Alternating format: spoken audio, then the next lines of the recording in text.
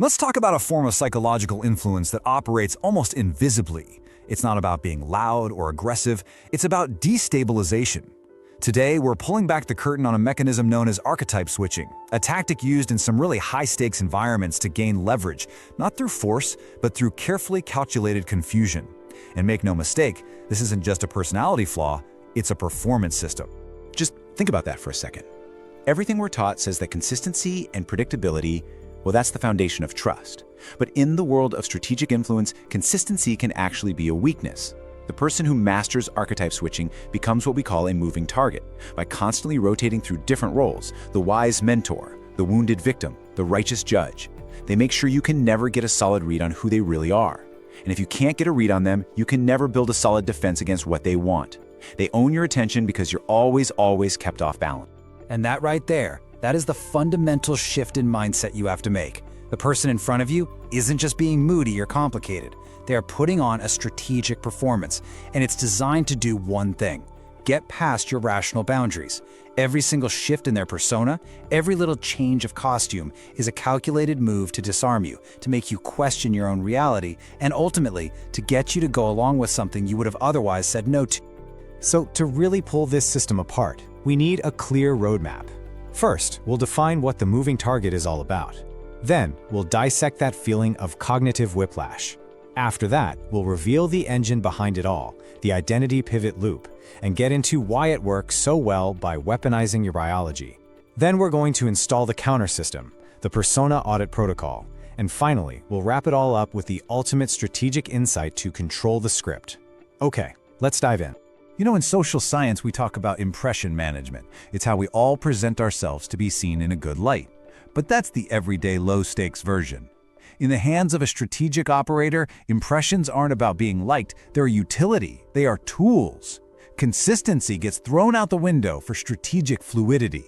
The ability to be a trusted mentor one minute and a wounded victim the next, well, that isn't instability, it's a sign of someone using personas as leverage to control the narrative and, even more importantly, to control your emotional state. So now let's shift to the core problem this creates for you, the target. This whole tactic is designed to create a very specific mental state I call cognitive whiplash. It's that dizzying feeling of confusion, frustration, and even self-doubt that happens when you're dealing with someone whose personality just seems to shift on a dime. And this isn't just unpleasant, it is a direct assault on your cognitive sovereignty. And this slide just perfectly illustrates where that whiplash comes from. Picture this. On Monday, they are the mentor. They're giving you amazing advice, they're championing your project, and they're building this deep well of trust. You feel safe, you feel understood, a really powerful halo effect is in place. But then, on Tuesday, you bring up a deadline they missed. Instantly, they pivot. Suddenly, they are the victim.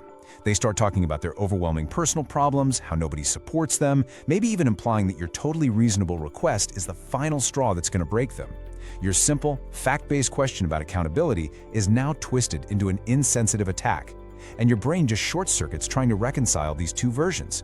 You might even find yourself apologizing to the very person who dropped the ball just to get the mentor back.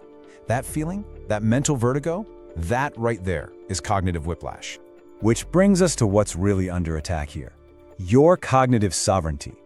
This is your ability to hold on to your own reality, your own goals, your own sense of what's true, no matter what kind of emotional performance is happening in front of you. The entire goal of archetype switching is to completely erode this state. By making you chase the mask, by constantly trying to soothe the victim to get the mentor back, they get you to give up on your own objectives. You stop focusing on the project deadline, and you start focusing on managing their feelings. Your sovereignty is gone. You're no longer in the driver's seat of your own intentions. So how is this disorientation manufactured so incredibly well? Well, it's not random. It is a system, and we are about to look at the blueprint. This next part reveals the schematic, the engine that powers this entire manipulation. We're deconstructing what I call the identity pivot loop. Let this sink in for a second. What you are about to see is not a description of a mood swing. It is a four-phase mechanical loop designed to trap you in a cycle of confusion and compliance. This is where the trap closes. This is the exact moment control shifts from you to them. Okay, let's walk through this loop step by step. Phase 1 is initial masking. The operator builds up a baseline of trust. They become the hero, the mentor, the ally, these really powerful positive archetypes. This creates that halo effect we talked about, and it lowers your critical defenses. Phase 2, the tactical pivot. This is the key move. When they're faced with accountability, a deadline, a tough question, they pivot. They become the wounded victim or the cold judge. This instantly triggers your sense of guilt or social duty. This is the leverage point. Then comes phase 3, the reality mismatch. This is where your brain starts to struggle. You feel this intense cognitive dissonance, a psychological stress that you desperately want to go away. The operator makes it implicitly clear, if you want the good version back, the mentor, you have to comply with the demands of the bad version, the victim. And finally, phase 4. The validation fix. The second you comply, you apologize, you back down, they switch back to that benevolent mask, and you feel this powerful surge of relief. That relief is the reward, it's the fix that trains you, conditioning you to comply even faster the next time. It's a dangerously self-reinforcing loop. So we see the how, but the really critical question is still out there. Why is this 4-step loop so brutally effective? Why do smart, capable people fall into this trap? Well, the answer is that this system doesn't just target your logic. It targets your biology. It exploits the default settings of the human brain, turning your own internal wiring against. So let's really get into this. Why does a simple shift in someone's persona have the power to completely derail our plans and make us act against our own best interests? The answer isn't that you're weak. It's a feature of our neural programming, and the operator knows exactly how to exploit it.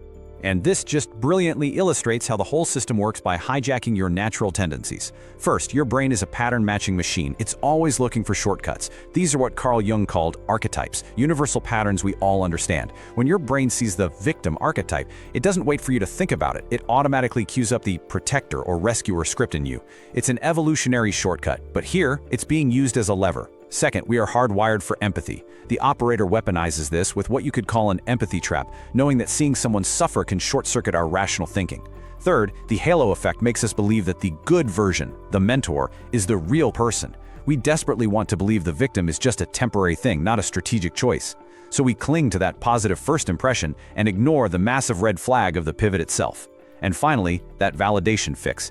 It provides a powerful neurochemical reward. When the benevolent mask comes back, the relief you feel is a literal dopamine hit. Your brain's reward system lights up, conditioning you to repeat the behavior that earned it, compliance. It's a subtle but powerful form of behavioral training, almost like intermittent reinforcement, which we know is highly addictive. Okay, so far, this has pretty much been a diagnosis of the problem, a deep dive into the trap itself. But knowledge is kind of useless without application. So now we move to the prescription. This section is all about the actionable counter system, designed to empower you. It's a method for taking back your cognitive sovereignty, and it's called the Persona-Audit Protocol. This right here is the single most important mindset shift you can possibly make. To break the spell, you have to go from being a participant in their drama to being an objective auditor of their performance. You have to stop emotionally reacting to the role they're playing and start rationally observing the actor who is strategically choosing that role. This detachment, this is your shield. The protocol itself is a simple 3-step process. First, label the pivot. The moment you feel that lurch of confusion or that pang of guilt, you just stop and say to yourself, this is an archetype switch. Just naming the tactic pulls you out of your emotional brain and keeps your prefrontal cortex, your rational mind, online. It breaks the trance. Second, anchor to action. You have to consciously ignore the emotional vibe they're putting out and anchor yourself to objective reality.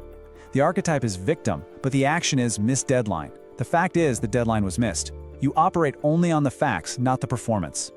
And third, hold your baseline. This is so critical. You have to refuse to be cast in their play. If they become the victim, you do not become the rescuer. If they become the judge, you do not become the defendant. You maintain your own steady, calm, professional tone. This sends a powerful signal that you are not being managed by their theatrics. Your sovereignty is intact. And it's really important to note that understanding all this can actually be used for good. For leaders, the goal is the complete opposite of the archetype switcher. Instead of strategic inconsistency, you practice transparent dimensions. Sure, be a complex human, but keep your core values rock solid and predictable. Instead of creating confusion, you build what's called referent power by providing unlimited clarity and psychological safety. You become a reliable operating system that your team can depend on, so they can focus their energy on their work, not on trying to figure out your mood. All right, let's bring all of this together now for the final and most crucial strategic insight. Because understanding the mechanism is defense, but understanding the core principle behind it all, well, that's power. This really is the fundamental strategic advantage the operator creates. By constantly shifting their persona, they become this elusive, frustrating target. You can't hold them accountable. You can't pin them down. You can't even have a consistent, reality-based conversation. So the crucial point is, you have to stop trying to hit their target. And right here, this is the solution. The game is completely rigged as long as you are playing their game, which is chase the mask. You will always lose. The only way to win is to change the game entirely. Stop focusing on their constantly shifting persona and start auditing their mission. What is the objective reality? What are the facts? What is the actual goal here? When you anchor to the mission, the mask becomes irrelevant. It's just noise. Ultimately, all of this comes down to one single principle. The archetype switcher keeps control by making you a character in their play, forcing you to react to the script they're writing in real time. By using the Persona-Audit Protocol, you are no longer an actor. You become the director. You step off the stage and you remind everyone what the story is actually about. Because in any interaction, personal or professional, the person who controls the script is the one who controls the stage.